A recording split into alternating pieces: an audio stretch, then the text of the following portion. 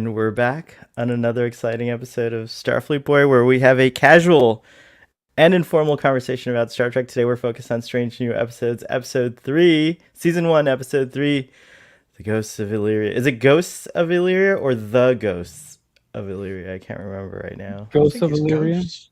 Ghosts. It's just No, it's Ghosts. Ghosts. It's Ghosts. It's Ghosts. I ain't afraid of no ghosts, by the way. Yeah, because if it was I don't know Ghosts, I would about have you. to change my title on my review. No, We got a couple of, speaking of regulars, we got a couple of regulars right here, which is our Dadmiral. Thank you for coming back 2 days in a row. I really love 2 days it. in a row, And Marcelo and a bunch of cool folks in the audience are here too. So hello to Joel. Howdy, howdy. Ion Storm Tour Guy.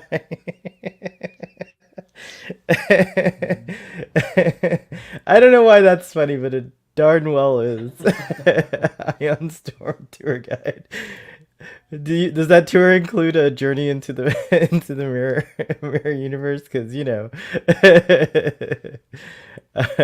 Cake is Eternal is here, and so is our friend Fathery. Hello, and Michael. Nice to see you, Michael. Good to see you there. Michael, I haven't seen like a 70 comments. No, I'm just teasing. I'm teasing. You can do it. But I wouldn't mind. I'm trying to still read the other ones though. Starfleet Boy is really bad at answering his ooh.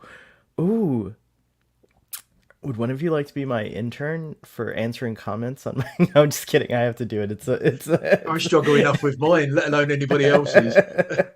Gosh darn it. don't look at me, man. Don't look at me. You know I hate doing that. Don't look at me. Hello, Kevin. Nice to see you. I'm stalling for a little bit to give Braxton time to get here, but I guess we could go into like a sort of episode summary, and maybe that'll help us get there while he gets over here. If he can make it, I'm not even sure actually. Well, no, he can make it. I'm sure he can make it. He's just probably his shuttlecraft is delayed. But who do you guys want? Do you guys have like a slightly long-winded but not too long summary ready to go in your brains? Either of you two? I did last week's, so no. Yeah, I'm not feeling it. So if I could just give the table to you, Cap. I want to make you suffer today for some reason. Braxton's here. He's here. Or he could do it with a That's it, tentacle. That's it. It looked like Braxton does Braxton will do the. it. Braxton will do it.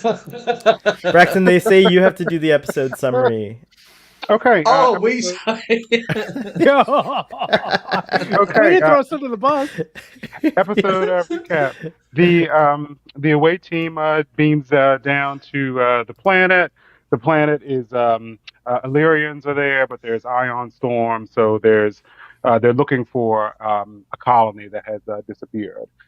So a big crew beams down. Captain Pike, Spock, Number One. Some other red shirts, La'an. We're already So calling it's a them big red group. shirts. That's what they are, though. So one of our cadets ends up getting an infection and bringing it back to the ship. We discover that it spreads by light. So not everyone is affected, but some people are. We find out big reveals on Number One that she is Illyrian and genetically enhanced. Pike and Spock have their own separate relationship building experience on the planet. I like the way you put that, relationship building. It is. Mhm. It was very relationship building. Fake relationships that exist in Starfleet Boy's mind.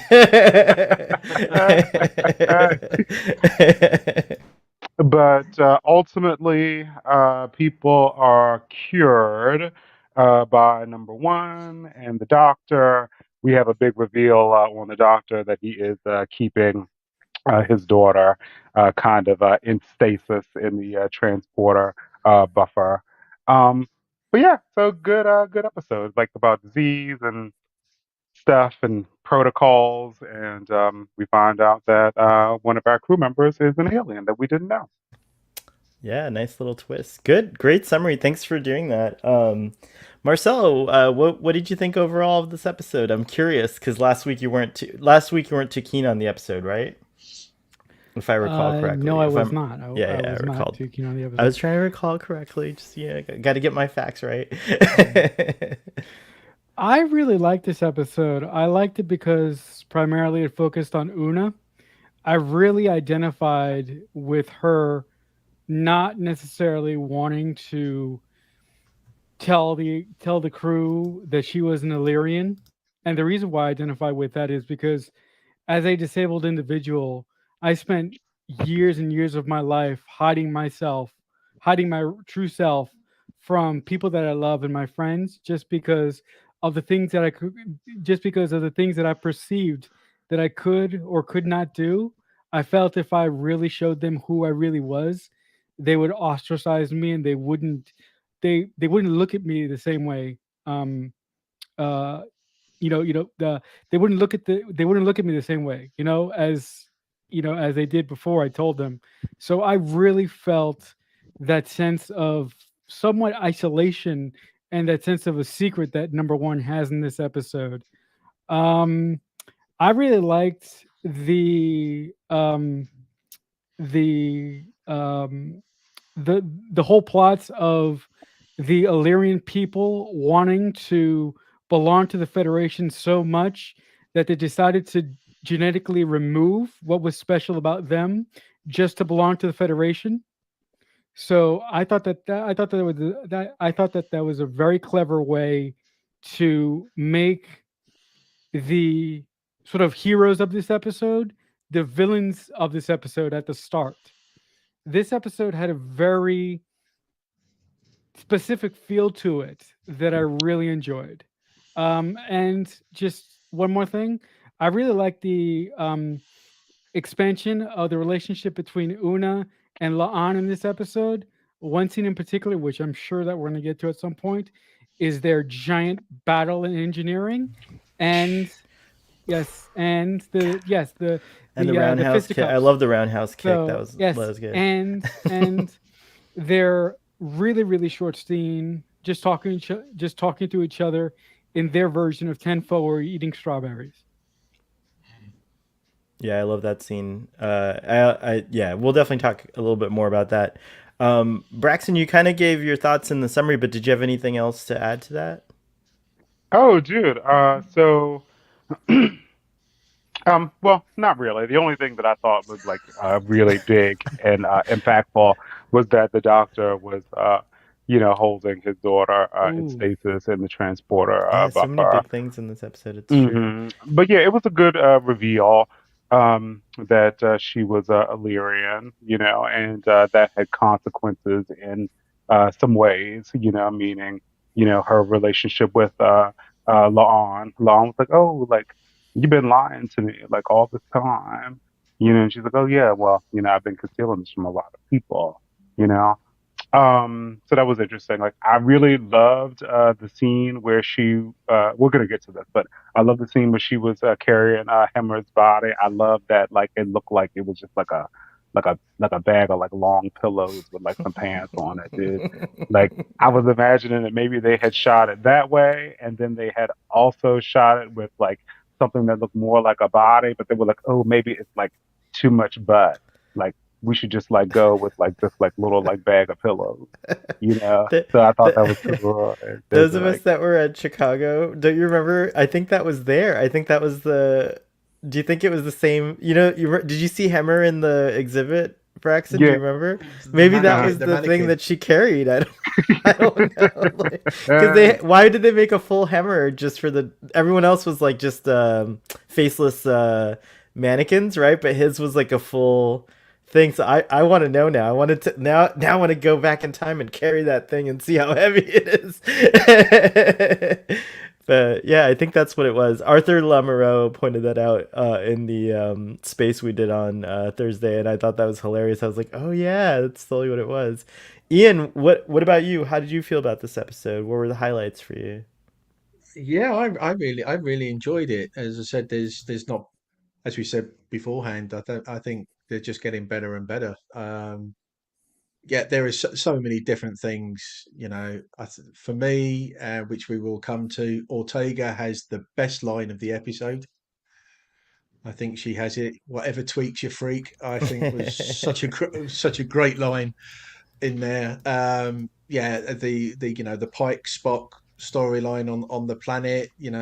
Una's storyline, I happen to have a slide for Mbenga's it. was really good. The fight was good, and Hemmer was his lines just has as it's just so plainly put, but you can hear the like the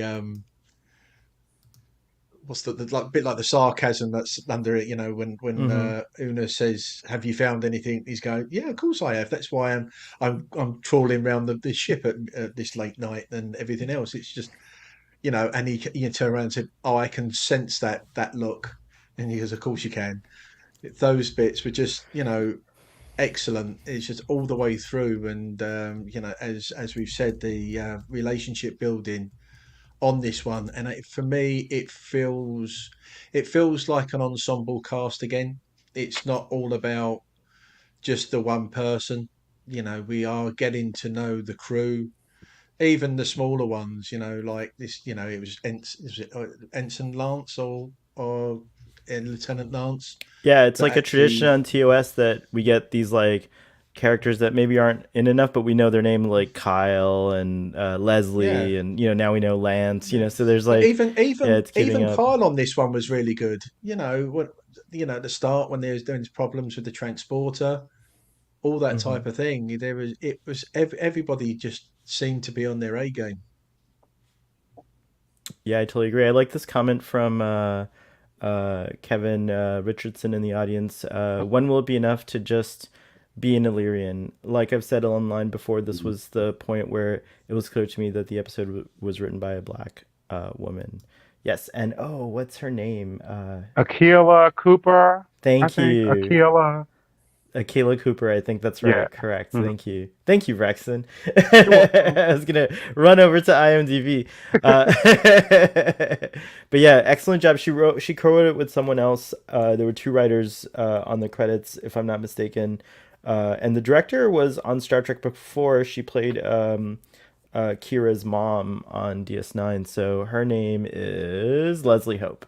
So yeah, really cool episode. I have to agree with all of your sentiments, guys. Like, and I have to say that I know it sounds like something I always say, but this is my favorite episode so far. It's like the best one that they've done, Mm. but not just for the show, for this particular show, Strange New Worlds, but I feel like this show for me has kind of instantly gone into like what I like to call the Star Trek lexicon, like, of great episodes, because Mm. the virus episodes have always been a very it's become like kind of, especially on shows set on the Enterprise. And I don't remember what they did. I don't remember actually if they did it on Enterprise. I didn't have a chance to go back and look, but maybe you guys, maybe Marcelo could tell me if there was a virus episode on Enterprise like this, Yes, a yes, virus there run was. amok episode. Hmm. But definitely it's something that Star Trek has like likes to tackle at some point, whether it's like early on in their first season. It's used usually as a good tool to show us, to disarm the characters and show us a different side of them, perhaps, like a side of them under great duress or stress, or the influence of, for example, in both the Naked episodes, it's to show, how intoxication or maybe the lowering of your inhibitions can affect you. And here, I think that, post COVID, I don't think we're ready for the humorous side of things yet. And I love that this was a very seriously done episode. I mean, it definitely had its comedic moments, perhaps, but it was mostly just like really well done. Like we had like a really profound story, as you guys have all illustrated, with Una's coming out, so to speak, as an Illyrian, with Dr. Mbenga's heartbreaking story about his daughter and the lengths he's been going through to keep her alive, and with Leon's tragic story of hatred and bigotry of herself, of her, because of her family and what they represented, and the history, what they did on Earth, and like, how they affected humans, and how she carries that on to the Illyrians. And it's just so good and profound and deep. And I feel like there was so much, there was just so much. The overarching theme, I felt the word that kept coming in to play was compassion. And like, because we see acts of compassion when Una, for example, gives Mbenga more power to actually like sustain his daughter and to keep that experiment going, and how Well, that was Leon. sort of paid. That was paid forward, wasn't it? Because Pike stood by Una, and that I think that gave her the confidence to then pay that forward with Mbenga. Yeah, I agree with That's that. That's absolutely true. And I also, yeah, I agree. And, but also just like Leon getting back in touch with her compassion, realizing one of the lines I love is when she says, "You gave me," she's like, "All I ever wanted to do was join Starfleet when I saw the stars." And she's like, "You gave me that dream." And then she also says, and also my love of strawberries as comfort food, right? Like, so, it's just, yeah, there's just like, and then of course Spock, and Pike in this episode are superb. Like, shipping aside, I'm a big Spock Pike shipper. Spock and anyone, actually. I ship Spock with like just about everyone, so it's not just Captain. I even shipped Spock with myself. If you guys remember my lumberjack Spock tweets from like several years ago, see, Dadmiral remembers over here. But regardless of that, putting that aside, learning compassion for the Illyrians through first being afraid of them and then realizing that all they were trying to do was protect them, and that expanded their minds and their feelings, about it. And I think that's why Pike is going to be such a good, that, I love that line where he's like, I look forward to that conversation when Una's like, what are we going to do when Starfleet finds out, they're gonna, They're it's gonna gonna. court martial all of us and throw us all in jail. I would love to see a courtroom episode with Marcelo as the judge. No Yes, joke. Like, I would love to see that. yes. Maybe we could do a well, courtroom now you special got here. you've now got your answer. Now you know why the crew is virtually totally different under Kirk than it is under Pike. Yeah, exactly. I'll get Exactly. one of So, those big chairs. I'll get like a queue kind of robe with the hat on. Sorry. but I could just anyways, see Marcelo just in black and red, like the queue.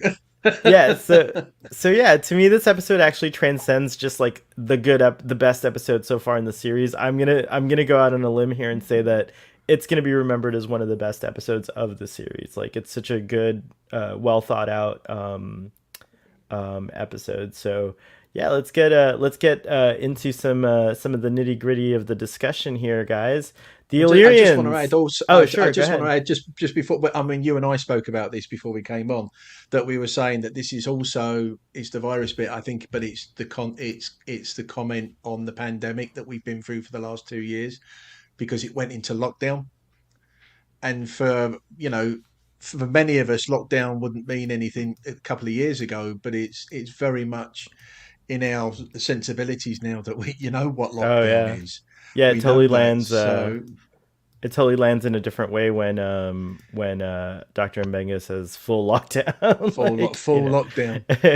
Yeah, I mean, for me, I mean, I was allowed to still go to work, but in last not last year, in 2019, and I remember the roads were completely empty. You virtually didn't see anybody out when we had our first big lockdown. That was it. The roads were empty, and you didn't see hardly anybody out. It was, so it really is now. It's something that will always, till for the rest of my days, I'll remember.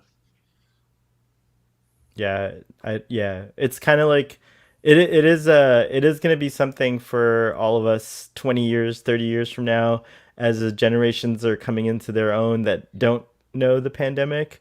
How Mm. we'll all be able to, I don't know how it'll be. Hopefully we've figured it out and there won't be any worse pandemics.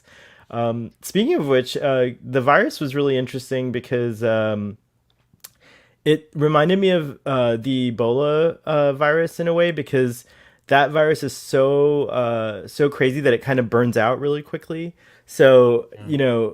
as opposed to like Dr. Mbenga was talking about it, like where he was saying like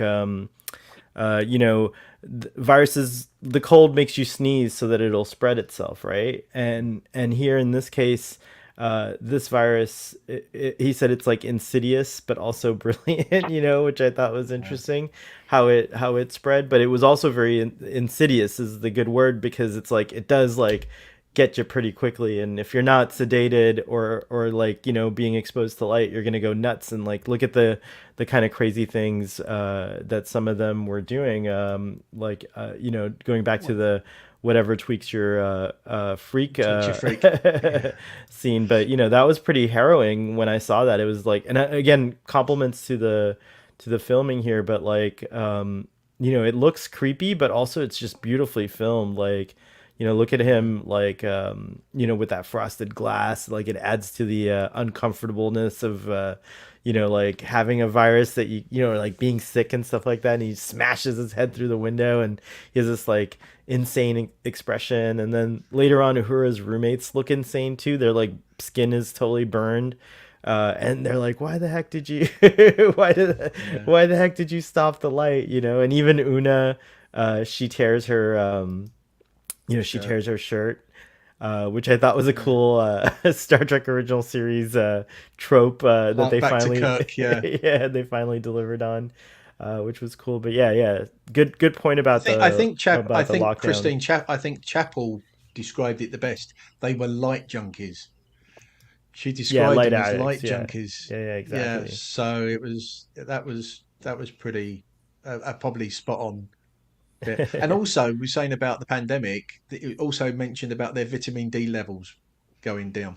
Mhm. And they actually did say that the World Health Organization, and I've been taking vitamin D ever since, that it helped. It was proven to help with COVID. Yeah, I used to live in Seattle. I don't know how it is in Baltimore or New York. I think it's probably the same, but Seattle's very overcast. Maybe in London it's the same too, actually, in that area.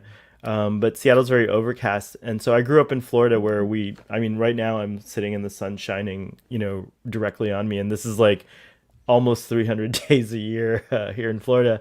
But when I moved to Seattle, after a year, I started to notice that I had the seasonal affective disorder, it's called, where you feel sad, especially in the SAD winter. syndrome. Yeah, sad Yeah. syndrome. Um, and the cure for it was to take vitamin D, because once I started doing that, I felt less of that feeling. So it's amazing what our body's chemistries do for us, and like having the appropriate minerals and vitamins in our bodies can do. But yeah, great points. So what did you guys think of the Illyrians though? Dude, I thought it was really beautiful how she was like, oh, the Illyrians, instead of terraforming a planet, we change our bodies to live in the atmosphere. So I thought that was really interesting. That they did that. Rather than change their environment, they just change themselves. So I feel like that was like a good setup for why Illyrians are so different. Because the ones that we saw on Enterprise looked very alien, whereas number one does not. She probably even gene therapied her DNA so that she can get into Starfleet and pass like blood tests and Mm. X-rays and things of that nature. Because if they could like gene therapy their way to being energy beings, like, oh, okay, well, they could gene therapy their way to being, uh, unrecognizable as humans. So I thought the Illyrians were cool. It was just interesting setup to why Illyrians can be so different. What about you I guys? think going by what Braxton was saying, I think going back to Enterprise, I think you could probably say the Illyrians are a bit like the Zindi. I think because they were in so many different planets that maybe that because those planets were so different, that's why they look different as well. So where number one does look more human, that's probably from where she was, but the one that was in Enterprise, because of the atmosphere and everything there, that maybe that's the reason why they look the way they did. So that's my take on that one. Marcel, any thoughts on the Illyrians? I see a court martial in their future. Um, no, Sheer fucking hubris, Marcel. yes, Sheer God fucking damn it! hubris. No, no, no, no, but in all seriousness, it really shows you what kind of alien species they are. I mean, they did something, like I said in my opening remarks, they did something incredibly dangerous because they wanted something so bad. And I'm wondering if like their civilization really sat down and thought about what could be the effects of changing their DNA so dramatically to look like you and me, or to look like a standard Federation being. So I wonder if at some point before they turned into those light monsters, they actually weighed the dangers of what they were about to do. They actually weighed the dangers of what they were about to do to themselves. Um, I think they, they yeah, probably did. I think it caught them by surprise though, but it just shows, I think it shows like, a desperation on their part. Maybe they were suffering in other ways. Illyrians might be masters of their genome and can, I'll just quote directly what Una said is, my people were never motivated by domination. Illyrians seek collaboration with nature. I love that aspect of it. By bioengineering our bodies, we adapt to naturally existing habitats instead of terraforming planets.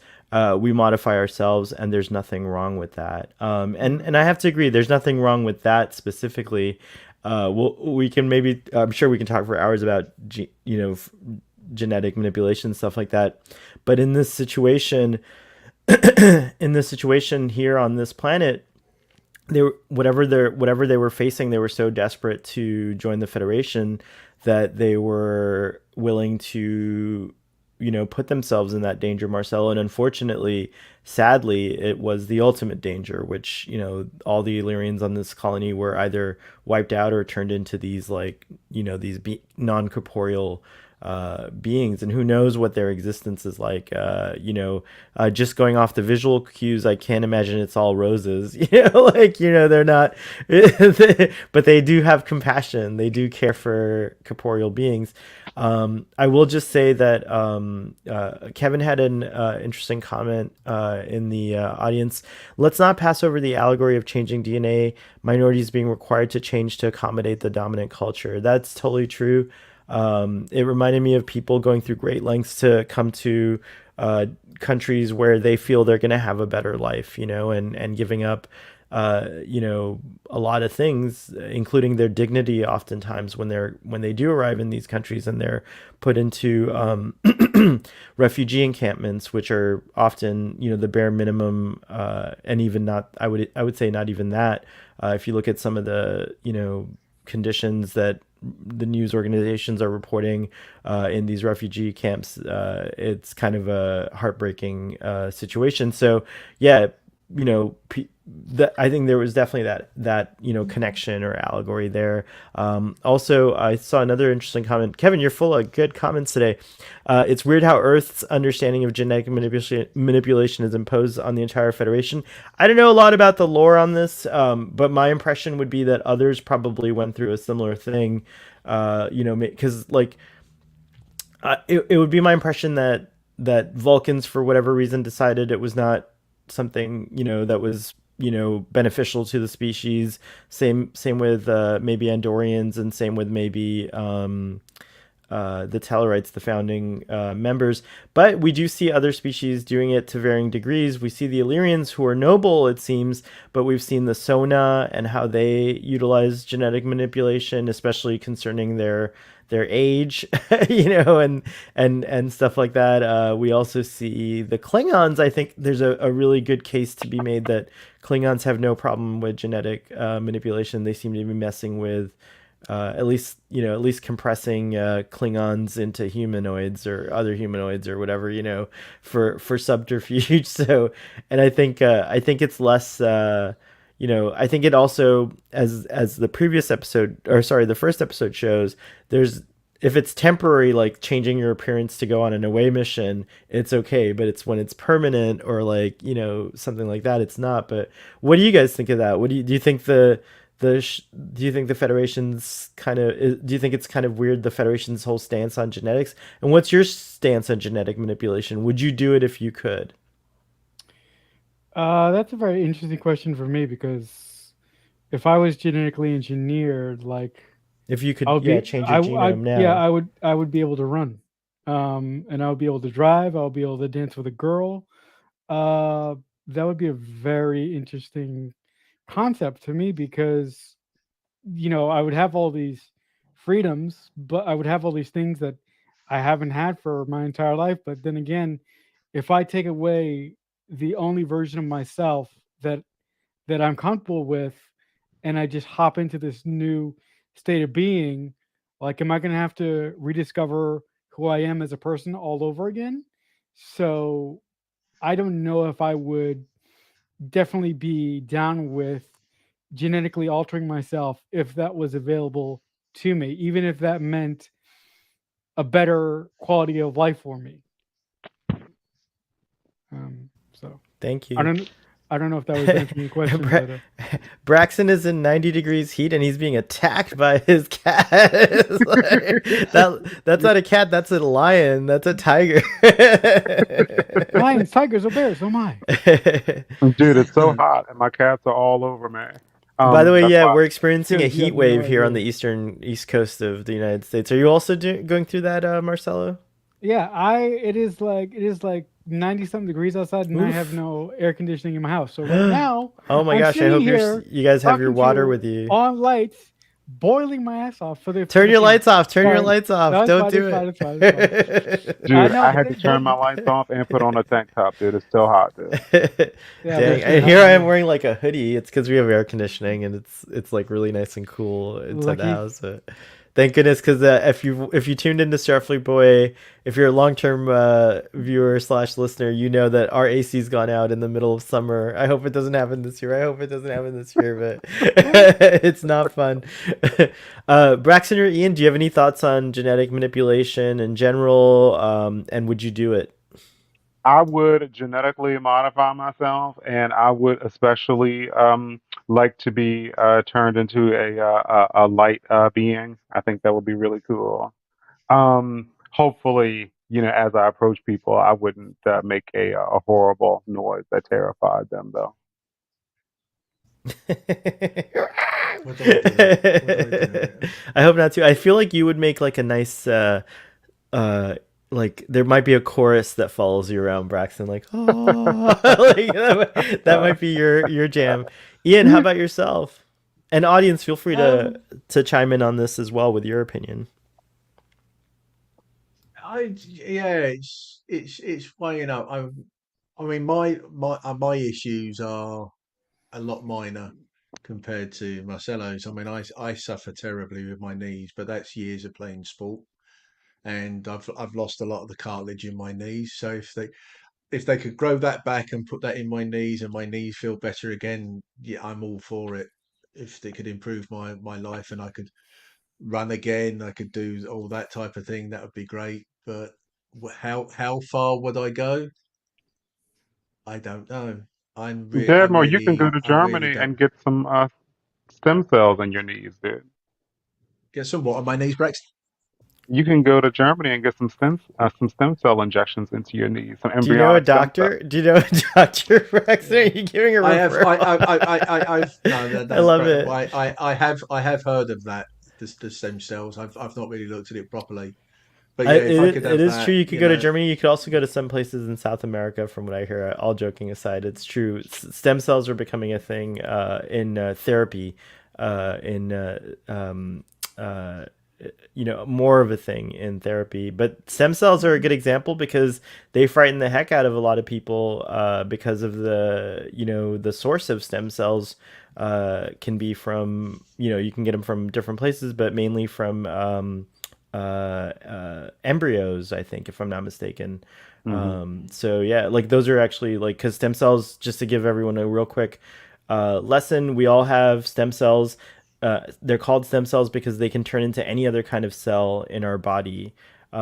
So one of the things people are doing actually now is when their kids are being born, they're storing their kids' stem cells, like a little graft of their stem cells, for therapy and potential therapy in the future on them. So yeah, it is an interesting thing, but like a lot of the science can be frightening to people because of the optics of it and stuff like that. So yeah, Yeah. but yeah, wow. That reminds me of also things that Dr. Omega was saying in this episode about, prejudice can keep us from, using viable therapy that might help people, because we have a preconceived notion or an idea about something being, completely evil or bad or something like that because of an experience that was bad in our own history. And I think one of the most recent reasons why humans are a little standoffish, and I think the source of the eugenics wars and the con and like the whole point of that character is that during the World War II, the Nazis did horrifying experiments with genetics, and their whole thing was to cleanse non-suitable humans from this planet to create a Just a genetically race. superior race. So yeah, it gets very scary very quickly when we start to augment ourselves, for lack of a better word. And even Dr. Mabenga's wonderful kind of fairy tale, well, not wonderful, it's kind of scary actually, but the fairy tale he reads to his daughter is about a kingdom in which this stone or something like a magical object in the right hands can create like an everlasting kind of peace and prosperity throughout the land, but in the wrong hands can create destruction and chaos. And so, Yeah. again, just it's this episode's tickling my my metaphors and Mm. allegories, so to speak. But yeah, heavy stuff. Any other thoughts on that?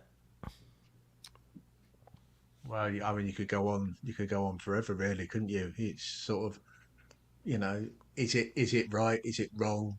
I think there's always going to be arguments for on both sides. I think it's more of a moral question than anything else. I think it just depends. I don't think it's a question of whether it's right or wrong. I think it depends on a case by case person, on a case by case basis, and who is the person that is doing the genetic engineering and why are they doing it? Are they doing it because they needed to better themselves, they needed to save themselves, or are they doing it because they just want to treat it like plastic surgery? They're just doing it because they can, not because they have to. Real quick flashback to previous virus episodes. We were talking about this, but This poor guy, sorry. I'm sorry. This guy in the bottom here is an idiot. This guy is the biggest idiot in the history of Star Trek. the one You who go took in, his glove all off, right, right? sorry, Like, seriously. You go into a unsecure planet and you take your glove off in the middle of it. Oh, this guy's so dumb. Sorry, go ahead. Sorry, I just had to.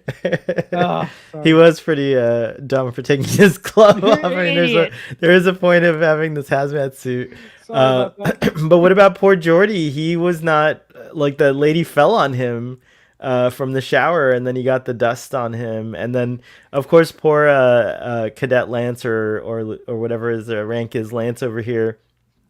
Um, he Opens the door.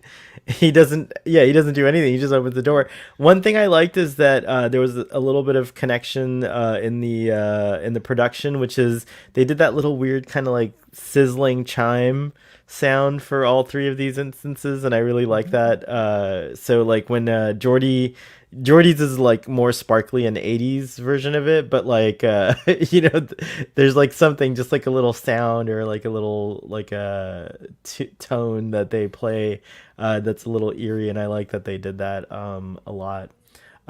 What did you think of what did you guys think of Hemmer and my husband Kyle this week, and the whole transporter thing and getting the crew out, and how the show goes into what's interesting about this episode too is like it's all action, but it's done in such a way that it's not crazy. You know what I mean? Like I felt like it It's was yeah, very like yeah, It's it's not breakneck speed, is it? yeah, it's yeah. it's action that services the story. It's not action for action's sake.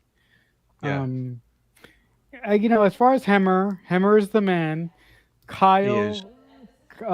Kyle Yeah, Kyle. needs Chief to Kyle.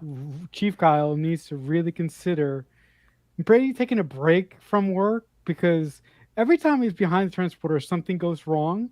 So I'm just saying maybe you should just take a break. Wow, Marcelo, and is try. that your read on it? I don't think that's the case. Like, I mean, yeah, No, but like he seems to like overcome. I think there's like these difficulties, but he seems to like have the knowledge and the expertise No, to overcome them. but seriously, I'm not blaming him for the transporter problems this episode, but transporter problems in general seem to be a fixture in modern Star Trek. I'm upset with something else that we'll get to at some point, but I don't blame him for the problems. I just immediately blamed him because he was the guy there to blame until I figured out what really was happening. I Well, think that he is if too young to be operating the transporters. But I want somebody who is in their 40s or 50s Dang, what an operating that I like ageist! that. transporter. I like They that, need Braxton. That's great. the person operating the transporters needs to have 20 or 30 years of experience. This Holy dude shit, looks Tag. like he is 26 or 27. Dude, Braxton, he's been you're coming operating. for my husband. I'm gonna come for you. Dude, he's been operating the transporters for 6 years tops. Dude. How do you Like know I he need some, hasn't been? dude. I need somebody in their 40s or 50s operating that transporter. well, both you, Maybe both of you I'll say, guys. Hey guys, look right here, guys. You and Marcelo, right here, right Yeah. here. yeah. I'm coming for you. Okay, go. All I'll say is for transporter chiefs, there was a certain transporter chief on the Enterprise D, that's now lauded as one of the greatest engineers in the Federation. That's true. That's true.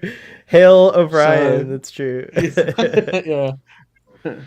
Damn, people are yeah, murdering my husband in the chat. What? yeah, Like, but yeah, I think yeah, but Kyle is the weakest link for the cast. What? Excuse me, he's all the way down in the transporter room. He's like so part. Oh my gosh, he hasn't been invited to dinners yet though. I haven't seen him hanging out with anyone because he's always in the transporter room. He's super dedicated, and then he comes home to me at night. So you and know. no, actually, who else hasn't been invited to dinners yet because she wasn't there during their first dinner. La'an wasn't invited to the first dinner. They all were there having a barbecue, and La'an was nowhere to be seen. I was like, what the hell? Dang, This does Kyle's mommy know he's on the Enterprise? Just because he looks young doesn't mean he's like super young. I'll have you know that my husband is somewhere in his 20s. He's 20 something. He's like He's too probably young, like man. 25 or Too young.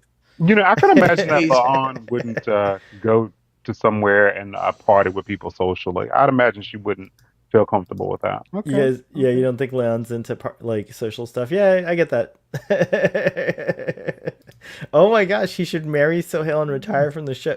Wow, the cruelty. I'm gonna just move past this slide here, just because I don't want. All I will say is in Starfleet Boys' defence, Chief Carl has a long career on the Enterprise. He does. Yes, that's he gets true. pushed off. Yes, he gets pushed Well, off by Scotty a lot, but he is still there. He is still there. Well, we don't know And if that's the he's same Chief Kyle yet, but assuming it's the same Chief Kyle, yes, he has a long. and if it is, he was also in the Wrath of Khan. That's right, he was. Yeah, it's true. Yeah, It's so true. there you go. Starfleet Boy is a cougar. It's true. I do have to say I am a cougar. For Kyle anyways. Speaking of husbands, I thought the two here, this whole thing illustrated what I really love is Marcelo. I think you were mentioning it, or someone was talking about like the story of Spock and Pike and why Spock's loyalty. What does like just seeing their loyalty build over years. So when we get to that moment in the menagerie, like That was me. Oh, cool, very cool. But yeah, I thought this was an excellent example of that. Like I was really pleased that they had like a side buddy film, like a buddy action film here, and one thing that I really loved about this scene was that Spock was kind of completely oblivious to time and everything. I mean, he's in here in this library like Belle and Beauty and the Beast, like reading all these books, like learning about the Illyrians and what happened, and Pike is like nervous and anxious, and he's like, Spock, we gotta go, and Spock's like, no, okay, but like look at all this stuff I found out. He's like, yeah, okay, but if you want to like learn more about it, we gotta get to the ship so you can survive. but then all throughout this, like, Pike is just kind of like this nervous, like the alien Yeah, light aliens are coming, like the storm, and yeah, Spock's just there reading his books the whole time, like completely like kind of, I called him a brat because he's just like not yeah, concerned. yeah, And I do love. I hope Ethan Peck continues to do these things. Like I love the yeah, people were complaining about this. Some people were, but I love the "I like science" line in Discovery, and I love the "I'm arming us with knowledge" line in this. That was really good. yeah. And then I have to say that this is the episode which I feel has endeared me completely to Ethan Peck's portrayal of Spock. I think he delivered the logic. He like delivered, aside from the obliviousness, which is a pretty good characteristic of Spock. I would say that when he was younger, he's probably a little bit more like he would get more distracted by sciencey things probably than when he's older. But like when he doesn't have to do any command really yet, he's still just like I think a lieutenant in this. And I just loved the way he portrayed Spock, and so this episode has solidified Ethan Peck's Spock as Spock to me. I feel like this is where, Yeah. to me, I feel like this is the most Spock he's been so far. So a little bridge clap for Ethan Peck there. But yeah, what did you guys think of this whole other storyline?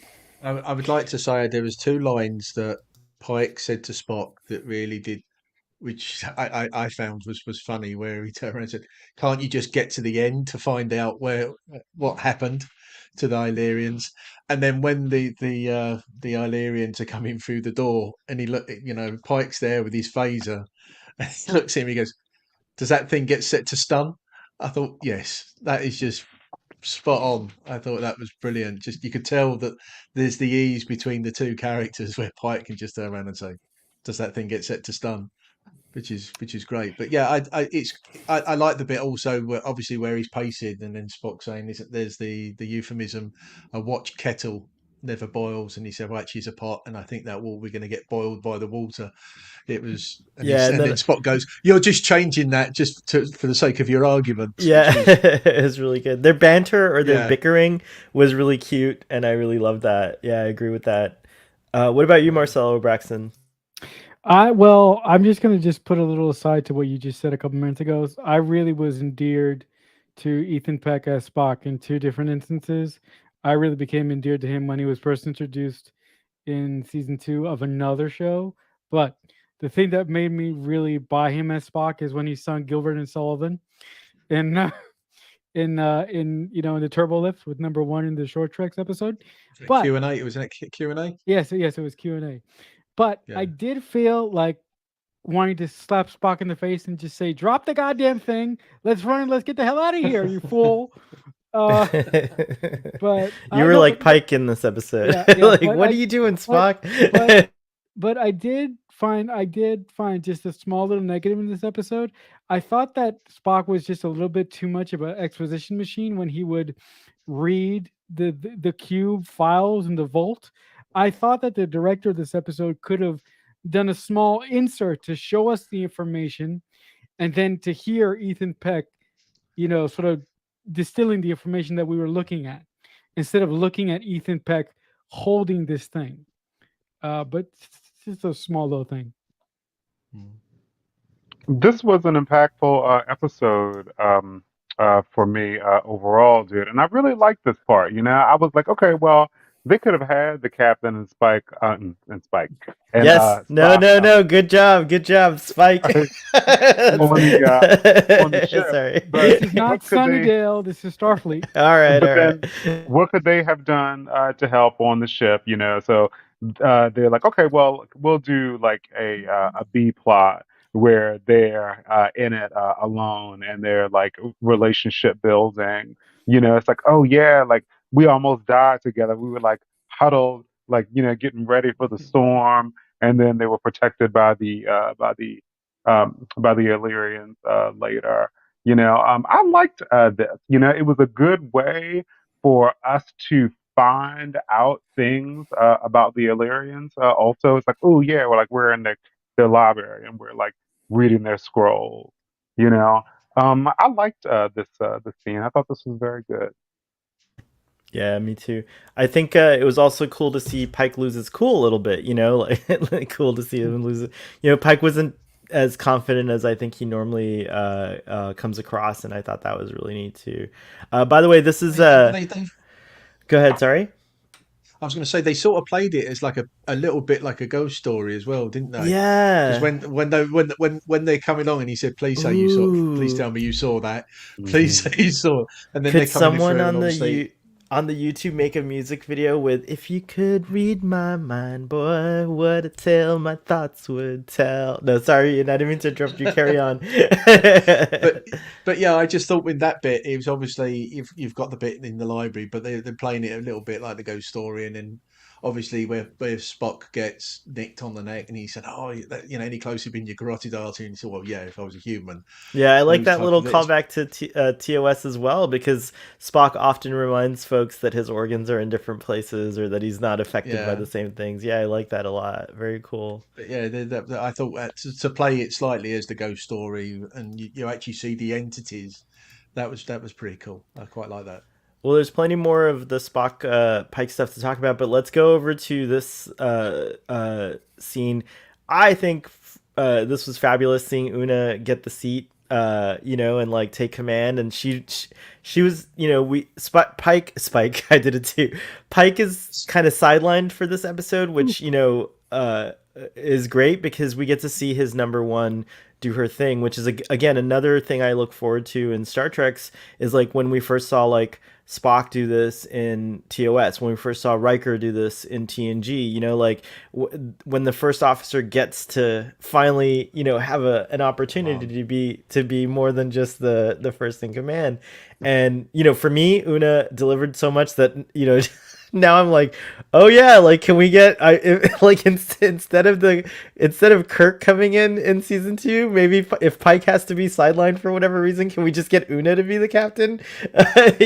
Because I thought Rebecca Romaine did an awesome job with her performance, but also I just love the way they delivered these scenes, like putting her in the center of the frame in all three of these shots here. And then just like seeing her command style was pretty awesome. I like it. I call her Detective Una because she's very methodical and very like she's unrelenting. Like you could tell she won't let anything stand in the way. She was constantly doing research and stuff like that, and she would even go down like and get into the, again going back to this like Sherlock Holmes idea of where he crawls down on carpets and like like he's not afraid to like get into the situation to try and figure out what the mystery is. And so in the scene where she gets into Uhura's bed, and just the whole sleuthing throughout this was superb, I thought. And yeah, Captain Una, I'm a stand for that as well. What about you guys? Does I anybody think realize? Sorry, no, Ethan. Ian, you go ahead. no, you go, Marcelo. I'm always butting in, so you go on, go for it. In butting Does is okay, but yeah, yeah, Marcelo, go for does it. it? Yeah, yeah. Does anybody realize that it's taken 55 years for Una to sit in that chair? Yeah. Dang. Good point, it has. I I'm really, glad I didn't have to wait that long, but 44 years. I've been a fan of Rebecca Romaine since she was Mystique in the X-Men. So I'm coming in with that bias for the actress. But even with that being said, I really love the way that Rebecca Romaine is putting her own spin on, number one, because I really love Major Roddenberry, but Major Roddenberry really didn't have enough time to sort of define the character. She really didn't give us a roadmap. So if you are looking at it, the first person to give us a true roadmap of the type of person that Una is Rebecca Romaine, and I'm so happy that she got this episode to explain more about her backstory and to see to take your wording, the Sherlock Holmes ness of her character is just wonderful. And the part where she ripped off her shirt, I was like, really? You're gonna teach me like that? That's unfair. If you're gonna rip something off, just take the whole. Sorry, that's a Wow, little. I'm not Marcelo, gonna this say that. is I'm not this gonna is a say that. PG-13 Sorry, show. I sorry, feel like sorry, sorry, the sorry. Strange New World. I just, You might I just, only see stuff like that on Star Trek Picard, yeah, which is a mature no, audience. but no, but I'm just gonna say, like, if you're gonna tease me like that, you might as well do something else, but that's neither here nor there.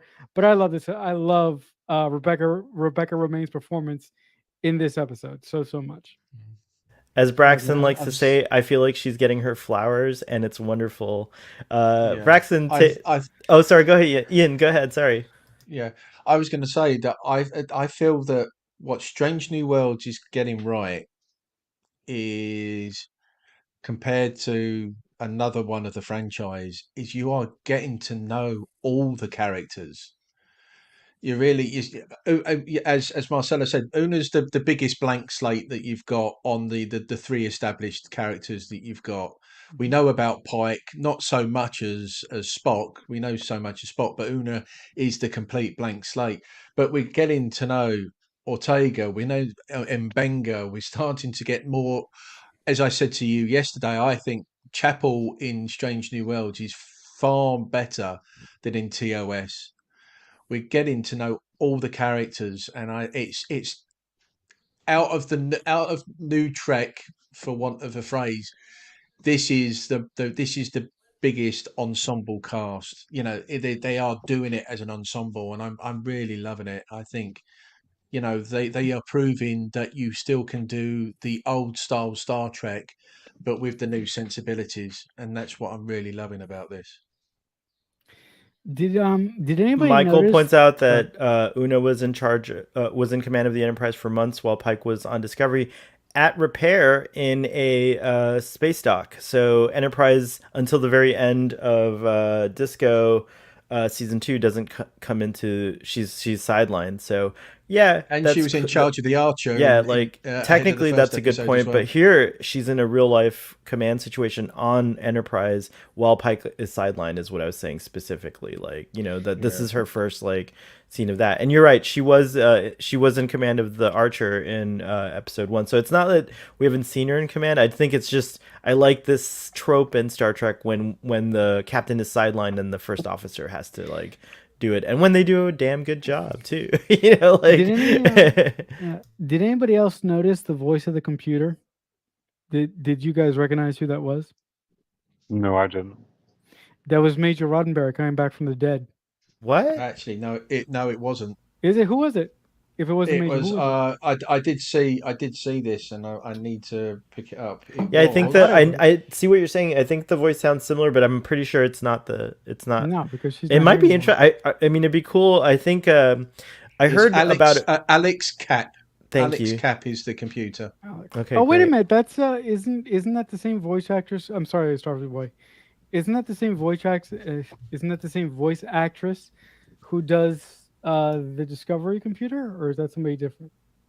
I don't know. I'll find out for you. Sorry, taking over your show. Um, sorry, No, he's No, going that's to totally fine. I think I love canon looking at her connections. credits.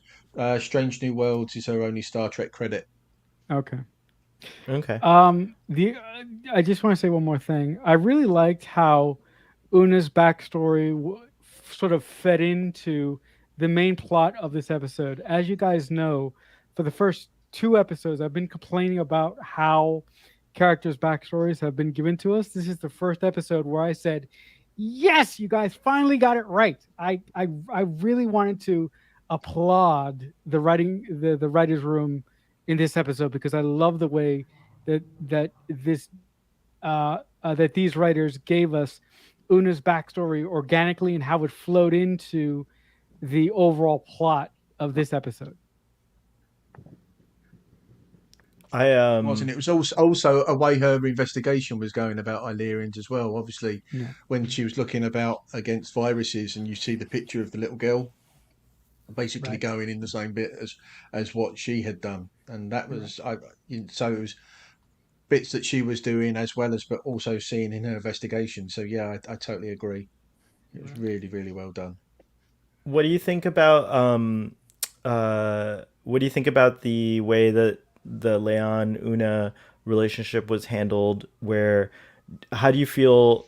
I guess the question is, is Una excused from all the things, as Braxton pointed out earlier, that she must have had to have done to get to where she is, which are completely, like basically lying, cheating, and stealing your way into Starfleet. For lack of a better word, a set of words to get to where she is, but then being a hero and being excused for it. Like, what do you guys think? What do you think about Leon's stance and like all that stuff in these scenes? I really like. I mean, like I said earlier, I really sympathize with Una's plight because she felt that she had to lie to Starfleet and hide herself from her friends because of who she really was. But with that being said, you guys know that I'm a stickler for protocol. She, Pike, and everyone who knows, everyone who's going to find out that she is a alien being, they need to be court-martialed and they need to be brought on charges for not notifying Starfleet immediately.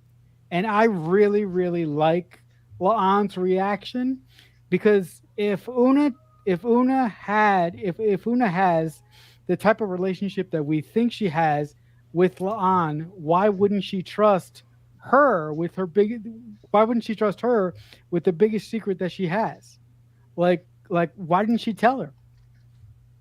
And La'an would be the perfect person to tell that to because La'an, in a similar way, is dealing with something like that. La'an is genetically engineered. She's ashamed of Well, who she actually, we is. don't know if she's genetically engineered. She's just in the Noonien Singh Right, Yeah, but family. her Her ancestor was ancestors, genetically. yeah, right, and right, so we right. don't know. It could, I again, not to be so That's okay. heavy-handed here, but you can relate it to like if you met someone with the surname Hitler, for example, like Oh, who would have a surname? I'm sure there are people. I think I mean, it was a real surname before he came about, and I imagine there's people. I personally would probably change it just to not deal with the Yeah, I questions. would as well. Yeah, I Oh would. yeah, Yeah, oh yeah. but she, for whatever reason, has decided to keep her name. So, or her family has decided to keep their name because maybe the Noonien Soong. I keep saying Soongs, but the Noonien Sings. Maybe there's a good side to that coin as well. Like just like every story has a flip side, right? Maybe the Yeah, family did lots of good works too, and there's a reason to keep the name. And it could be like as simple as like Khan was like, I don't agree with my sister all the time, and sometimes we have things that like we fundamentally disagree on. So maybe Khan had a sibling or something like that, and that's the line that Leon is descended from. But either way, she has grown up having to face a lot of prejudice because of her last name. And so, but instead of like, it's interesting because it turned her into basically someone who's very deeply prejudiced about genetics and like hateful, in fact, of people who modify their genes. So like it is so yeah, like it's an interesting dynamic because number one's been lying to her, but like number one, had she come out about it, how would Leon have reacted to it? Like if it weren't well, for this I crisis. think I think that would have been the moment in their relationship as friends. I think that would have been the moment where Una would have said that this is my ride or die girl, or I just need to find somebody else to ride or die with because this girl isn't the one. Um, but I tend to believe that Laan would have semi accepted her. Probably not all the way. It probably would have taken her some time to do that. I mean, I don't know. I could be Yeah, I talking. like to think that too. I Yeah. think that she I would think it would have. it would have been taken because of how life had treated her. It would have taken her a bit a while to get over that because the way she said augment with such venom, Mhm. Mm. when kids were saying it, but the hatred of that word augment, she really did hate it. So I I would think it would have been a case. I think she probably instantly she would have rejected Una, but then would have come round to it in the end, maybe because of the way her feelings were. I think that there'd been that that original one. Where you see it on in TV and films where somebody comes out with a big secret and then they get rejected for it, but then they come round and saying, I'm sorry, we are, you know, we're tight and everything else. We are, amazing friends. But you see that, and I do think because of what happened in her childhood and how she was treated because of being Noonien Singh, would would her reactions would be that way. She says, "You're an abomination, an augment." That's what the other kids called me when they heard my name. Augment, monster. Like Yeah, you are. And yeah. yeah, I can't imagine what it's like being called a monster when you're a kid, like beyond a playful way. She Oh, I also was called a says, monster when I was a kid. "You were? I'm sorry, Yeah. Marcelo." Well, you're not a I was called monster. all sort of mean. I was called all sorts of mean crap when I was a kid. It didn't make you meaner. It made you more kind. Thank you. I'm glad. Yeah. Except for when people step out of line in their hierarchy of rank or duty, then forget it. Marcelo's gonna burn you out of. Yeah. That's You the guys only actually, do you thing. guys notice the vein that Laan has in her head? I really think that that is like prime acting because actually saying this mean, hateful stuff to Una, she has a vein sticking out of her head. I'm just Oh noticing. yeah, there's some intensity. Good Yeah, call. It's so yeah. great. Christina Chong played this so well. I Hmm. Yeah, thought. she did. She She's did. such a great Yeah. actress. I was really delighted when I found out she started out, or like one of her roles was on Doctor Who. Yep. In A Good Man Goes to War. Speaking of of war episodes, but she does come around in the end. Sort of. She doesn't say everything's perfect, but I like the follow up line where she says, "All my life I've hated augments, hated what people thought of me because I was related to them, understanding why they were outlawed in the Federation, the damage they did." They almost destroyed Earth. And that's true. Like that's a heavy thing. And, that's another reason why I think humans in general have a fear of like, this is because like World War II was pretty big. Like it nearly destroyed civilization on many levels. And so, and if the Nazis had won, which by the way, there's a show called The Man in the High Castle, I think it's called, Great which show. Yeah. yeah, which deals with it's a what if series, just like That's For All wonderful. Mankind. Yeah, and so if you're curious, I think that one depicts it really well. But yeah, so we're always on the like the nearer you are to something, the more I think your reaction is going to be from the trauma of that experience. And I thought about this when I was watching Broken Bow for a project I'm working on with Earl Grey Trekkie. We're I launching a know. I know what that podcast is. called Red Shirt Reviews, so check that out, guys. I don't want to pitch it too much, but we'll talk more about it once it airs. But I was watching Broken Bow, and I was realizing Archer's only 120 some odd years from the eugenics wars. And so humans are not quite out of the woods yet, and it's a different kind of humanity.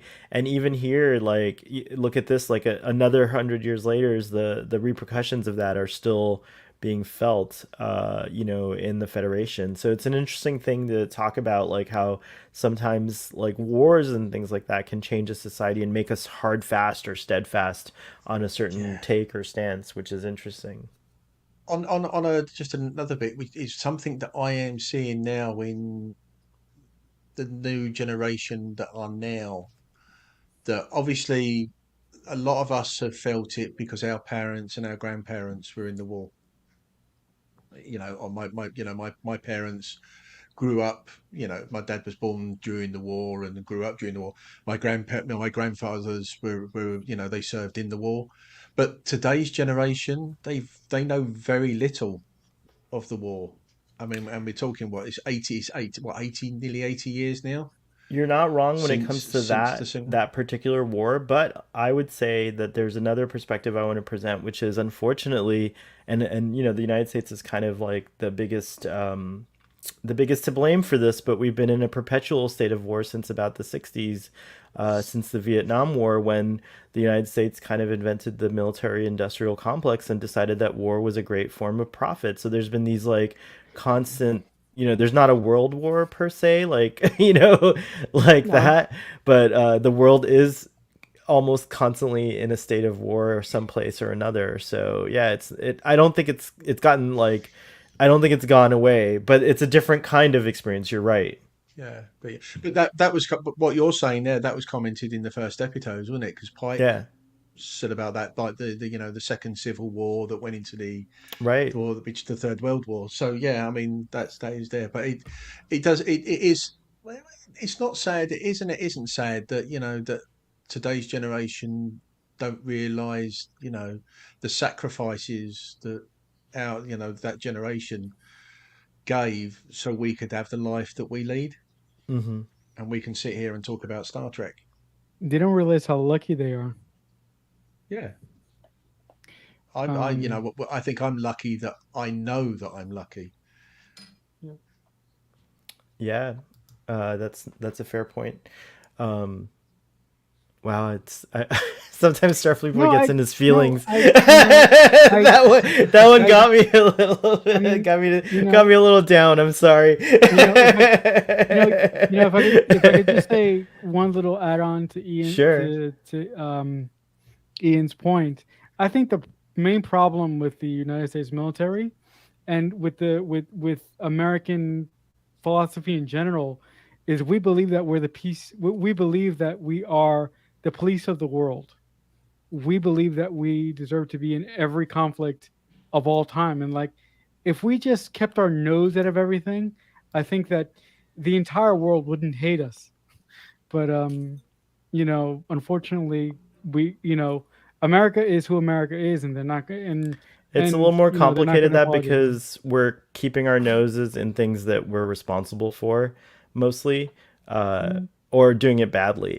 Right. Doing it badly. I We should should, yeah, we should do say. it better. We should do it better. Yeah. We should be better, But I would like I to guess. state that like the actual service people in the military, of which I have many in my family, Yeah. are not villains at all. No, no. They're actually doing something which I consider to be very noble, which is committing your life in service to your Service, yeah. country and your country people. So that I want to make it clear that on Starfleet Boy, we are criticizing maybe the government and like the overall like purpose, but not the individual service people in the No. military who I respect very much. I really, Uh, personally, I love the United States military. I think that everybody who serves it deserves to, after they, complete their service. If it was up to me, they would never work again, because the sacrifice that these individuals make to preserve our freedoms is just unbelievable to me. And I think that all servicemen and women should be, lauded when they come back home. So that's just me. I agree with you. Um, so, any other thoughts on Leon and Una and these scenes? I You know, read. I I read. Oh, Go ahead, no, Braxton. go ahead, Braxton. I Excellent. enjoy a character who holds something back. I'm one of those people that I hold a little bit back. So I don't. So I enjoy seeing a character portrayed who does. And obviously the reason that she didn't tell that girl earlier on was because she would get exactly the kind of reaction that she got. When she ended up telling her. You know. Um, so yeah, dude, I really thought that Rebecca Romaine really kicked this role's ass of this And episode. kicked ass in this episode, literally as well. That was Yeah, that was a hell of a fight between the two of them. Those two really did give it all. Yeah, Mm. and now I know where Kirk gets his moves from. Jeez, he took a page from Una's book. She was great, but also just from I watched this episode more times than I care to admit to. But I really looked at the fight scene, and I have to say it was a really compelling. Like it felt real. Like the blocks felt real. Like it didn't feel like too crazy. You know what I mean? Like it felt like two people who really were fighting, which I really enjoyed. So kudos to that. And I want I haven't. I'm sure they'll come out with special features on the Blu-ray, but I'm Yeah. sure that these guys had to go through some fun training and stuff like that. I want to Well, do acting now, just to be in a fight scene. Might be yeah, fun. that bit where she caught Lan's punch when it was there and she caught it. I thought, oh, that's cool. That was Yeah. it's been used a lot in films, but that was really you could see her strength But this in that leads bit. to the cure. So the unfortunate incident actually luckily leads to Leon producing the Chimerian antibodies, I think, or something like that. That they said Yeah. basically that were needed to do the cure. So nice little happy ending here, and Nurse Chapel being a badass and Not saying, "Yeah, really. why not really? What's going on? Tell Happy us." ending, but No, okay. but I'm saying for the virus. I just Happy ending for okay, the okay, virus, like okay, for the okay, virus okay, situation. okay, Jeez, okay, Marcelo, jeez. Sorry, first happy ending. okay. Like, First or happy sorry, ending. a What happy happy moment. ending? I'll correct myself. No, you're right. It's not the Yeah. ending, but a happy moment. But then we also Yeah. get, and I just want to, we also get going back to the planet. We get, of course, while all this is going on the ship, we get the dramatic the dramatic sort of thing happening with, the entities breaking in, and then Kirk and Spock being forced to cuddle really Pike and closely. Spock. Oh, sorry, Pike and Spock. sorry, Pike and Spock having to cuddle really close, and then being armed with knowledge. You can see right there they have the knowledge in between them, and so they exchanged knowledge. And then afterwards, I can't help wondering, but was it as good for Captain Pike as it was for Spock? Because it seemed to be really good for Spock. Aha! I snuck it in. Yeah. But yeah, so that's And all actually, going. So I that was love the quite two good that parallel the Illyrians. conclusions. What's that? Yeah, I did like the Illyrians pushed out that bit from the library as well. Was they're getting ready to go because they didn't do it. Yeah, They pulled out that chapter. And I thought that was again a little bit more to add to the ghost story bit where they pushed it out and they took it and they were saying about what happened, which was really cool. yeah, this was really neat. And then I like I'm a kind of like a sucker for these like visual things of the storm passing and the rays of light coming through. I mean, like they could have thrown a rainbow in there and I would have been happy with it. But it is like in a way it's fitting thematically because everyone goes through kind of like they go through the storm, this darkness, and they come out into a more enlightened state than they were Everybody? in. I'm Yeah, not well, sure about everybody. Kirk and Spock. Wait, well, hang on, but like Pike, Kirk and Pike, Spock, like who doesn't come out with an enlightened thing?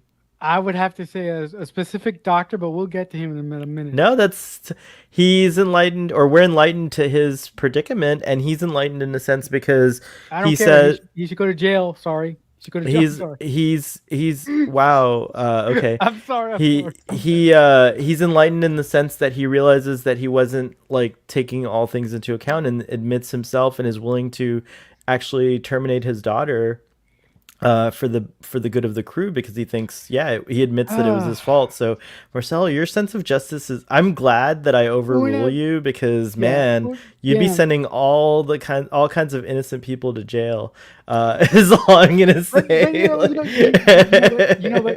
But we'll get to that. We'll get to that scene in a Yeah. moment. But just to calm down a little bit, I do. Yeah, I do like the scene. When Pike. I'm sorry, Jesus.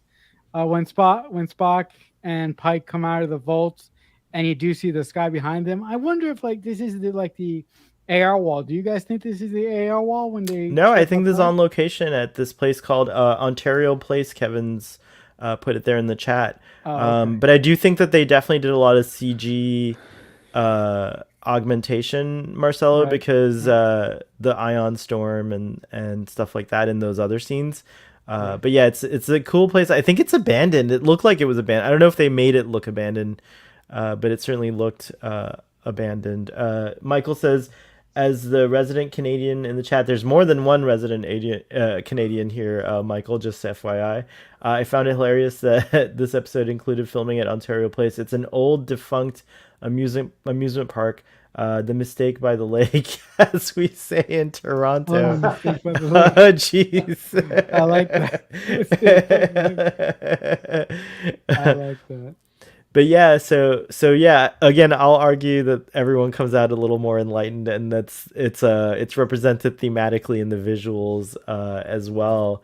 But yeah, let's wrap up all their individual little moments. So Una has to kind of confess and go and stand trial, in front of Pike, and she starts by resigning her commission in Starfleet, and Pike does not accept her resignation. What did you guys think of this scene?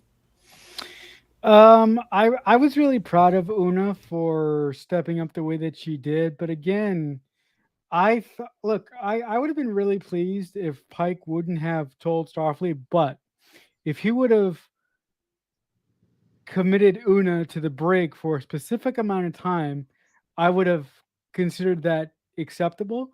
But the fact that he didn't do that shows the type of respect and the type of and and the faith that he has in his first officer. The fact that he can be lenient and he doesn't have to come down with an iron fist like I do. For for most characters who commit digressions in modern Star Trek. Yeah, I love you Although, as a friend, but if I found out that you were my captain and I was assigned to your ship, I'd be like, "Oh shit, no way! I know what he's gonna do if I make one mistake." Like, but like sorry, go on. but in all seriousness, do you think if this was another crew member, and if this wasn't Una, do you think that that Pike would be as lenient with them as he was with Una? Do you think that he would have come down? I think it's situational. I think if the crew member had done the same thing and saved the ship, that I think Pike would have to have considered that for any crew member. I don't think it was necessarily that it's Una for Pike. I do think there are, as Kevin and some others have pointed out, there's some like very deep institutional messages going on here. Like Pike just barely says like you're an exception to your people. Like he kind of says this thing that like skirts on the line of like, he says something about like you defy all the stereotypes we have for Illyrians, right? And this is something that at least, I think minorities have heard this a lot. Like I know black people hear this, I know Asians do. Like a lot of people who are for lack of a better word, casually racist or maybe subconsciously or unconsciously racist, or maybe they are just like blatant racists. I don't know, but I've heard it said a lot, like you're not like other Asians, you don't act like other Indian people. Like this is something I hear all the time when people find out, where I'm from. And I know that my black friends hear it all the time too. And like, so what are you trying to say? What is a black person supposed to be? Or what is an Asian supposed to be? Like, and I love that Una says, when can you just be an Illyrian? When can you just be like, not an exception, but just like, why can't, if, the narrow-minded view that the narrow-minded view that stereotypes define a whole people, that like people can't be varied within their own race, like their or their own culture, if you will. So yeah, I feel like this is something that kind of like beautifully skirts that line and shows Pike's privilege in a sense here.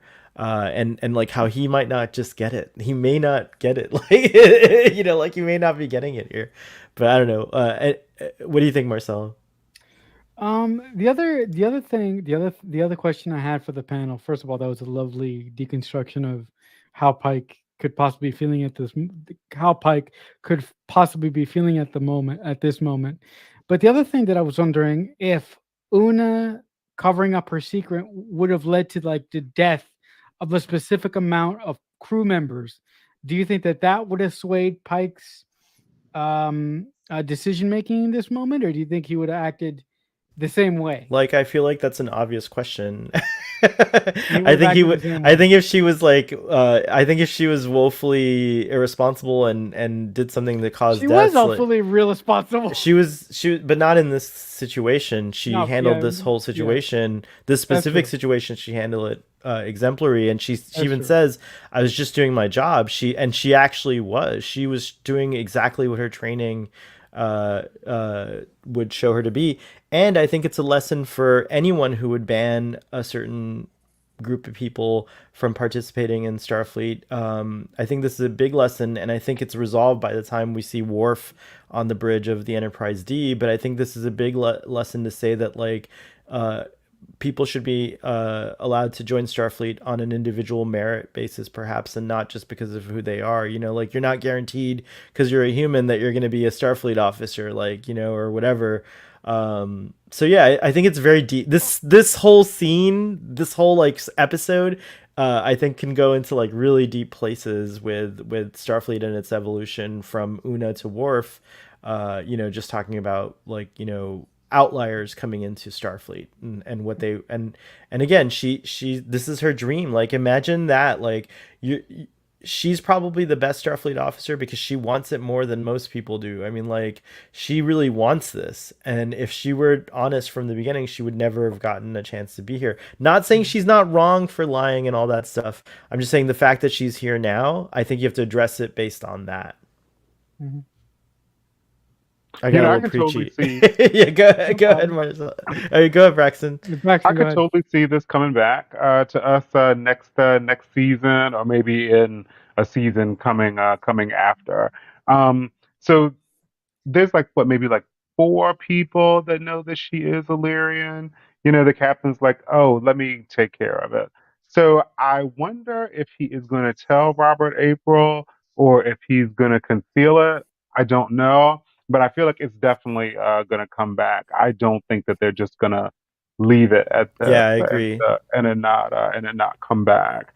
Um, but yeah, dude, like I think it's coming back. Um, Ian, as a once service person, what are your thoughts on this? Um, yeah, I think there was a lot of chat earlier about this, and I think the best reaction was Christine Chappell's. And shit, I don't care. I don't care. I mean, Okay. I think I think for me that we've talked on it a few times. Is it Drumhead? It's Is it Drumhead, Drumhead, the yeah. TNG episode where the guy's part Romulan? Yeah, Simon Mm, Tarses. Yes, yeah, Drumhead. that's correct. Yeah, so that's that one sort of is it sticks in my mind on that one, because he didn't and he didn't say that he was Romulan. He actually said that he was Oh, part that's right. It's Vulcan, and that a and good parallel. Yeah. yeah, so and that came back to bite him on the backside. Um, so So I think we're gonna get a trial episode somewhere down the line. It's coming. yeah, but yeah, Yes! Miles! yeah, somewhere along the line, Yay, I think sorry. Braxton's right. I think it is going to be coming up. And I think it's a sorry state of affairs in any, well, bar that you've got, like a criminal record or anything, but you have to hide who you are to be able to serve. If you want to serve your country and represent your country and do that, then you should be allowed to do that. But okay, if you've got a criminal record, you're not going to be able to do that. But I think to hide your ancestry is not good. Thankfully I never had to do that. I served for 12 years, and I was lucky because obviously I came from a service family. But I think Regardless. that But she yeah, was no, I Oh, think go she ahead. was hiding her genetic enhancements. But yeah, multiple years of fraud do have a way of coming back. And I yeah. think I mean, they may actually play it like they did with oh my God, Alan Sardasidic's character, Deep Space Nine, Doctor Dr. Bashir. Hmm. Bashir. They may play it like Bashir. Who I think it's going knows? to be something completely different because Bashir's situation was I think he had no choice, right? His parents kind of did that to him, right?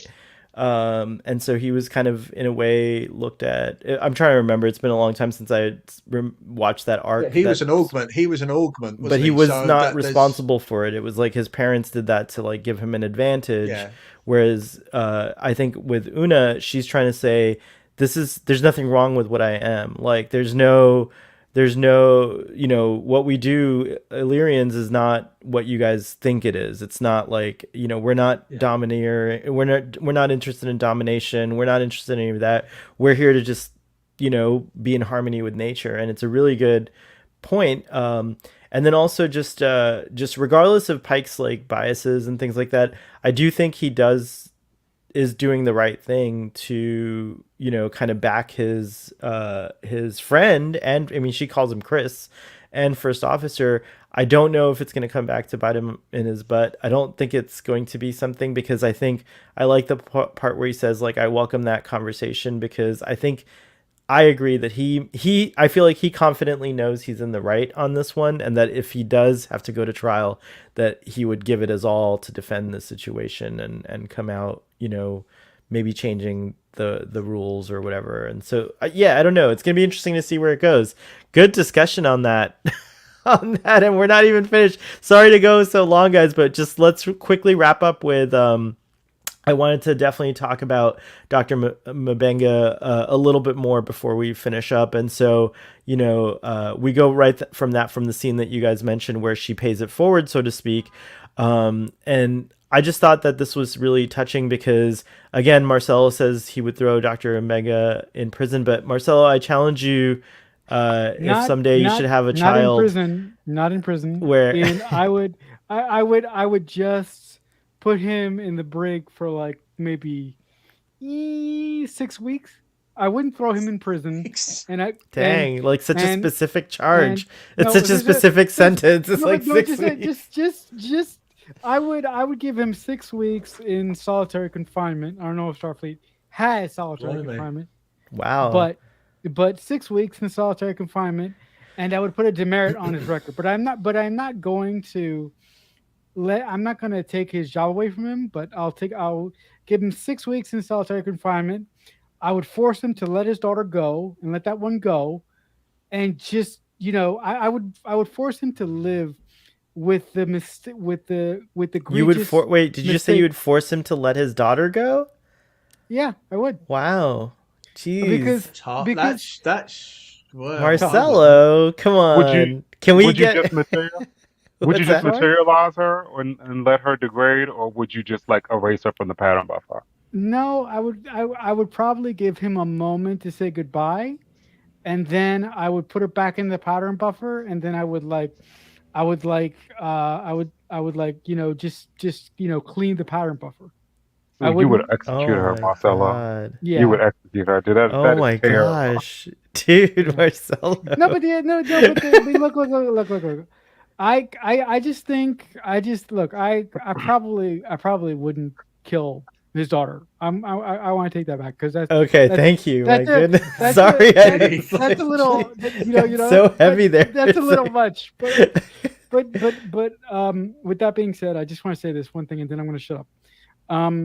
I wanted number one to come down on him a little bit harder, and I wanted there to be a little bit more harsher consequences for what he did, because the fact that he didn't know what he was possibly doing could affect the other transporters on the ship would really made me it really didn't sit well with me. That's all I'll say on this issue. Kevin Richardson is rightfully saying, "Save that little girl from Marcelo." The only bit that confused me about this was that she's in the pattern buffer. Does she know she's in the pattern buffer? Chapel used it two episodes ago. You could store more than one pattern in the buffer. It wasn't a matter of the use of it. Yeah, but that it's only a small transporter, isn't it? And she used a different transporter. If you watch that episode, she uses like a little side transporter that's in the main area, and he has this is a transporter that's attached to a sickbay bed that's in a whole room by itself. So it's a different transporter. All right then, because that was the one bit that got me. I'm thinking she only used it 2 episodes ago. How on earth? But even still, I feel like you can science it, Ian. I don't think that's not gonna. I don't think they're gonna. I don't think that's a fault. Like I think that's like you could put the pattern aside or something, or store it in an auxiliary memory bank or something like that. I was just thinking we can have another 2Vix episode. Yeah, you could. It's true. What if Chapel becomes his daughter in a weird mind meld thing with the transporter? That'd be so bizarre. That'd definitely be strange. Wow. So after Marcel, I'm glad you went first, Marcel, because it's such a heavy take. Braxton, any final thoughts on the Amenga storyline, and what do you think is in store for him in the future? For me, this was kind of a dark storyline. In a sense, I do agree with Marcelo that he should have consequences. But like you said, Starfleet boy, this is a situation where she is paying it forward. She's like, okay, I have been defrauding Starfleet for 25 years, and you've only been, doing this for just like maybe a year, because he said that she's been in there for like a year. Now, yeah, it did. Um, your decision making, almost cost lives, and injuries. But I'm gonna forgive it because somebody just forgave me. But I kind of thought this was a really dark storyline, like here he is, like essentially having this girl in stasis in the pattern buffer when she could be living life and having experiences, and he just like rematerializes her every so often so he can like read her a bed story. I kind of would have liked a couple of crumbs in this. Like, it would have been cool maybe if like 2 episodes ago, like Nurse Chapel came in when her shift started, and the doctor was like in there like reading like a bedtime story, and he heard like someone enter, and so that's when he like put her back in the buffer and like pulled up the shades and came out. Like, that would have been cool. And maybe we didn't even know what he was doing. We just like heard him reading a story, and then Yeah, like his interesting. eyes perk up. So it would have been cool if there was like a few crumbs that were laid before. But I thought this was kind of a dark story, but I'm enjoying it. I'm here for the ride. Right on, Ian. I think to quote Sarek, my logic is uncertain when it comes to my son. Yes, And I nice, nice, very nice. so yeah, so I think any parent that had this opportunity would do that. I mean, Mbenga's lucky, as you said, he's the chief medical officer of the I just want to show flagship Marcelo of a the. picture of the girl he wants to murder. By the way, just sorry, go on, Ian. I took that back, by the way. I I took know, it I know, you back. did. It's true. Yeah, he did that. So yeah, I think any parent would do anything to help save their child. No parent should Watch that kid die. outlive their children. Mhm.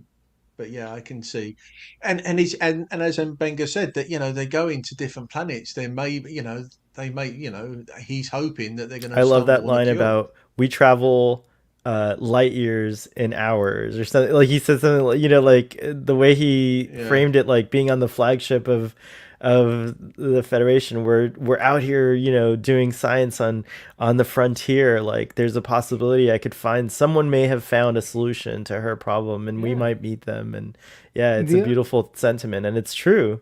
the other thing that I thought, with this whole Mbenga storyline and him being the one primarily responsible for the madness on the ship, I really thought that this whole plot with Mbenga could have been moved over to his own episode, because I think that we're gonna get a standalone episode for every mm, main character on the show, and it would have been really nice to see a sort of to take a page out of Braxton's book, to see a sort of scene or two of Mbenga reading a book to himself in sickbay, but not seeing anybody sitting in that chair.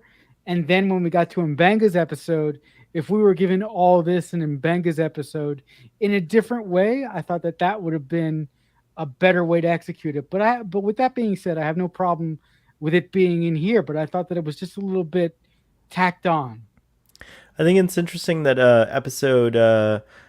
in episode one focuses on Leon, and if I'm not mistaken, we get her log entry or something like that. Episode two Mhm. focuses on Uhura, and we get Or her log entry in the beginning, and this one focuses on Una, and we got her log entry in the beginning. So I wonder if they'll continue like that'd be cool that if they did. trend as we go along, and it gives us a clue as to who's going to be the focus of the episode. But I do like that. I do think we will get an Mbenga episode, as him as the focus. But I do kind of like that all of the characters get a little. Going back to Ian's idea of the ensemble idea, is that like every episode gives us just a little extra nugget about every character, whether it's just simple things like knowing that Uhura likes to sleep in the complete darkness and wears that fabulous outfit when his yeah, two it's a fabulous roommates, outfit, but also like I do like the shout out for lower decks.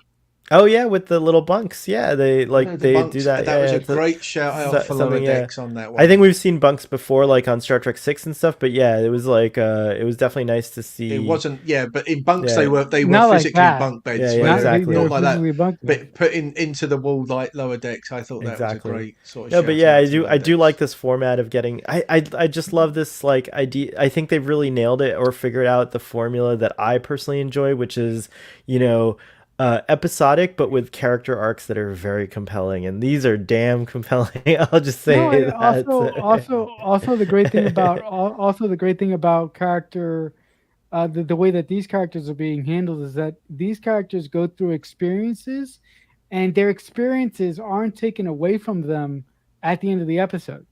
So the writers do not press an erase button on everything that they accomplish from episode to episode.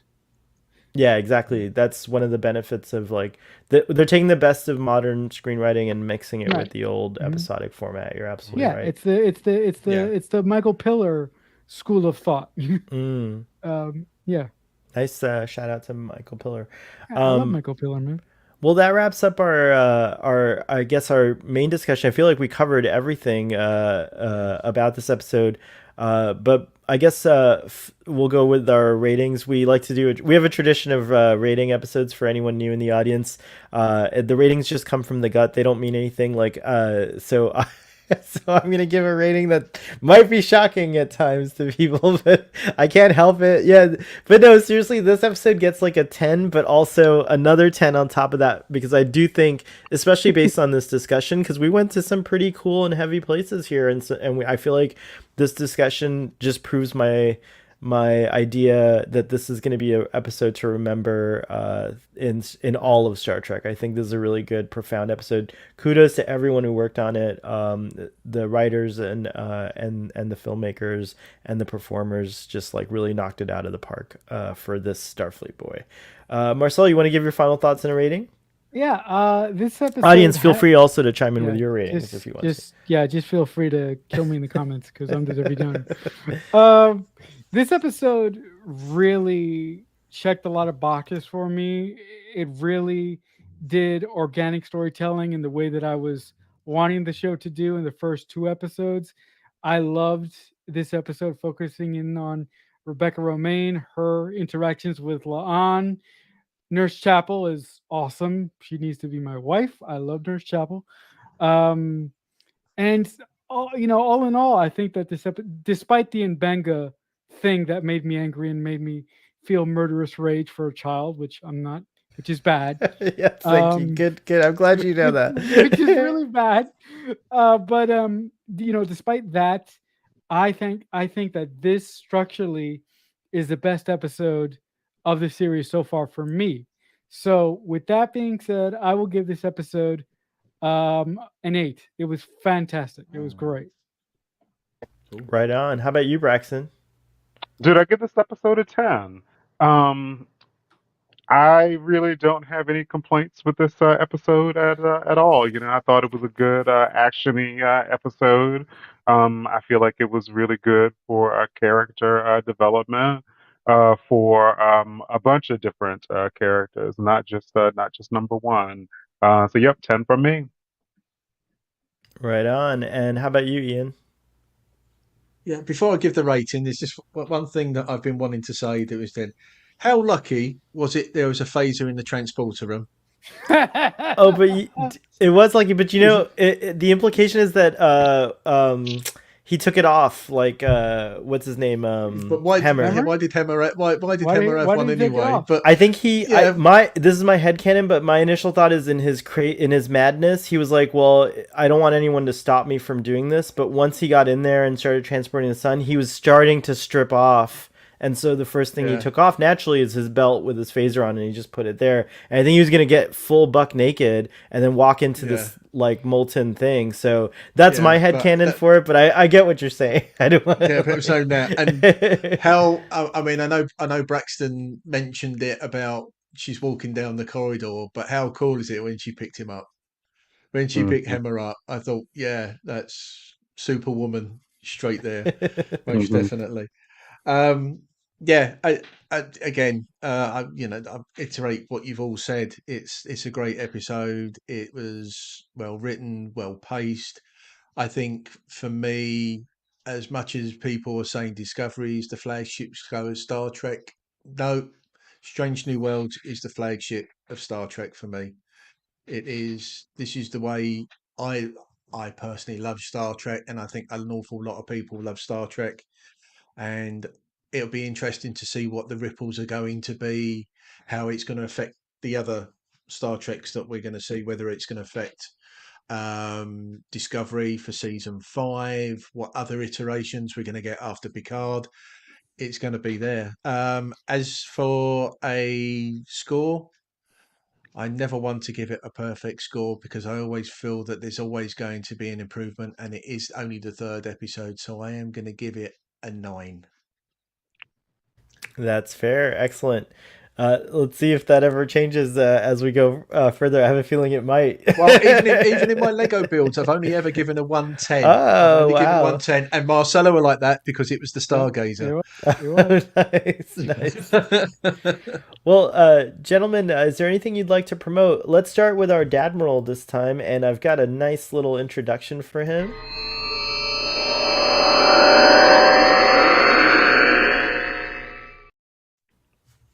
Yay. Yeah. I just I posted a couple of hours ago. I posted my latest video of the Protostar, which is a great little build. As I described it in the video, a multi-configuration display, because not only can you have it in the standard warp the cells up, you can actually lower the nacelles and add pieces to make it with the proto drive. So that was a great little build. I've got a few other builds coming up. I'm slowly but surely. I'm only about 12 away from my first milestone of 150 subscribers. I'm slowly but surely getting there. And as I've said, when I hit 150, I will be picking somebody at random, and they will be getting this. It will be completely taken apart and put in there, and that is the USS Titan.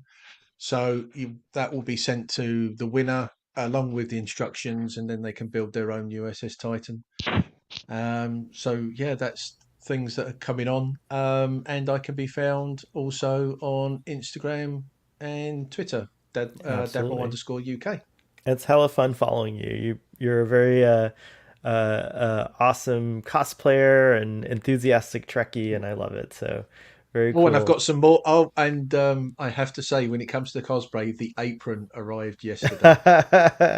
The apron arrived We're gonna yesterday, get the so wine. He's gonna hand us that wine. it's going to be the wine. The Captain The Pike top arrived, like, yeah, the cooking with top Captain arrived during the week. The Pike. apron arrived, and also I've just found out that my Picard, one of my Picard uniforms is on the way as well. So I'm looking forward to that as well. Excellent. Awesome. Marcelo, what's going on over on Balloon Head and the Red Wall and all your fun Yeah. endeavors? I do a lot of stuff. So just to condense what I say every week, I'm on one of these glorious, wonderful conversations. If you guys want to check out everything I do, the best place to find all that stuff is you can follow me at CreekFanatic88 on Twitter. If you go to my Twitter page, there is a link to my link tree, and my link tree will take you to all my 2 podcasts, my 2 YouTube channels, and anything else that I do. But I do want to just say a special thank you to those of you who have been watching my live stream videos that I do Very every cool. Friday at 2 p.m. Eastern Standard Time. And this Friday, I will have something special for you guys. So not only will I be reviewing episode 4, but at 9 p.m. Eastern Standard Time, I will be hosting my first ever live watch along where we will be watching um, start Star Wars: The Force Awakens with some of my good What were friends. you gonna say? So Star Trek? yeah, I was. Yes, The Force Yeah, Awakens.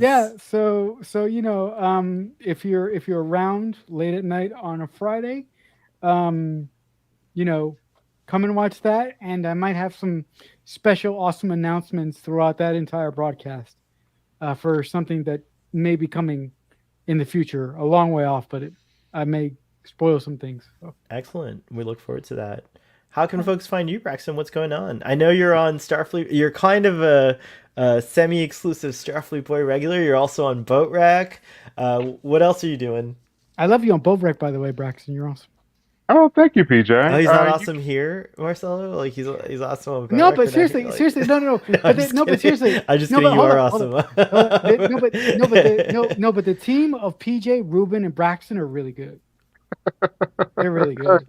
Go Thank check you. it I out, really guys. enjoy Check it talking to out. those guys. I enjoy talking Trek anytime that I can get it. You're And great. Yeah, I thank love you, it. Starfleet Boy. I love talking to you. You can find me on Twitter at Leviathan026. Look me up. Tweet me. Excellent. Braxton can also be heard on Twitter Spaces. We get him sometimes on Fridays. Actually, a lot of times. I'm glad you come on those too. So yeah, check it out. Starfleet Boys had a few changes on our channel. We are no longer doing a Friday night late night broadcast called Starfleet Boy After Dark. That has moved to Saturday nights at 8:30. But we're on a hiatus, so it's not gonna be back for a few months. What we will be doing on Friday nights late night is a dedicated discussion to the Obi-Wan show, which starts this Friday. So this Friday after Marcelo's broadcast, which it's okay for me to say, but I'll be on there, which I'm really excited about. So the TQIF lineup will be Text Trek at 7 Central, 8 Eastern, and then 9 o'clock that day, Marcelo is going to do his watch along for The Force Awakens, And also at 2 p.m.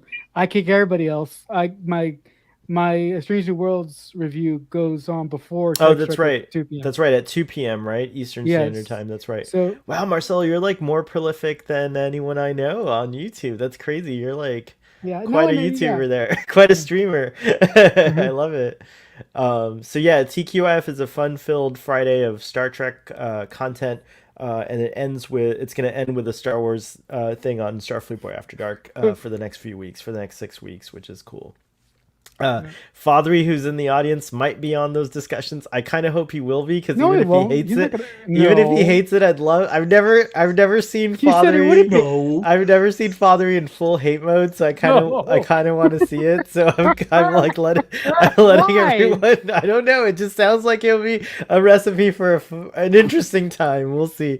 But Marcelo, actually, if you want to see him in hate mode, I suggest you watch his video on Midnight's Edge. That is a brilliant video. Cool. Absolutely fantastic video. So watch that one. Father, let us know what number that is in the chat below. But yeah, you can check that out. So yeah, after that, Starfleet Boy After Dark will resume on Saturdays at 8:30 p.m. Eastern Time. We do a 3 p.m. discussion of we do a 3 p.m. Discussion of Star Trek the Original Series, or just Treks that have come before. We started with TNG, now we're doing TOS, and then we're almost finished with that. In a few weeks, we'll be in like around 6 weeks, we'll also be moving past the original series and going into the animated series on those 3 p.m. discussions. And then right here on Sundays at 1:30 p.m., we'll do these discussions, these casual and informal discussions of the latest and greatest Star Trek. So right now it's Strange New Worlds. I think, have they announced what the next show is? Is it Lower Decks? Is that what happens next after Strange New Worlds? That's what's next. So yeah, that's exciting. Summer, right? Yeah, this summer I feel like Lower Decks is next. Yeah. I'm not sure. I'm not 100% sure. Or it could be Prodigy. It could be Prodigy, which is exciting too. But anyways, all the newest Trek will be here. And then at 4 p.m. Eastern, you can find me over on Trek Central hanging out with Captain Jack and his crew, who are also awesome. So that's actually what we're going to do in just 30 minutes. So if y'all aren't tired of talking Trek, let's go over there. But again, thank you, gentlemen. Thank you, audience. This has been such a great I feel like this is one of my favorite discussions. We really went to some pretty profound and deep places. Your comments were really awesome in the audience. Keep them coming. Live long and prosper, everyone. And we will